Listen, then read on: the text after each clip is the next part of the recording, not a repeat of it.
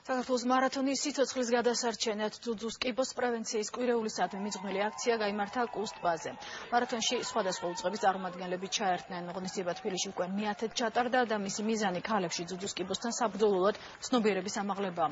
დღევანდელი აქცია საქველმოქმედოც იყო, შეგროვდა თანხა კიბოთი დაავადებული პაციენტებისთვის.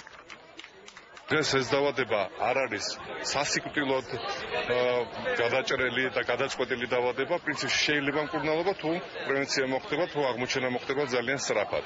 ძუძუს კიბოს სკრინინგი საქართველოში მიმდინარეობს უკვე რამოდენიმე წელიწადია, ჩვენ ძალიან კარგი შედეგები გვაქვს და ეს მარათონიც კიდე ერთი გაფრთხილებაა ქალბატონებისთვის, კიდე ერთი გაფრთხილება ადამიანებისთვის, რომ შეიმოწმდნენ ყოველწლიურად. ჩვენ ვცდილობთ ამ მარათონის საშუალებით მაქსიმალურად მივაწოდოთ ჩვენს მოსახლეობას ინფორმაციას.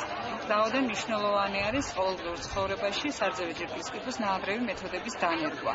და ასევე მაქსიმალურად ჩავთვალოთ ისინი სკრინინგში და შესაბამისად გავაკეთოთ ძუძუს კიბოს პრევენცია აი ამ მეთოდით. ეს არის ძალიან მნიშვნელოვანი იმისათვის, რომ ქალებს მივაწოდოთ ინფორმაცია, რომ ძუძუს კიბო ეს არის დამღუპველი და თუ მოხდება ნაადრევად მისი პრევენცია აუცილებლად განკურნებადია.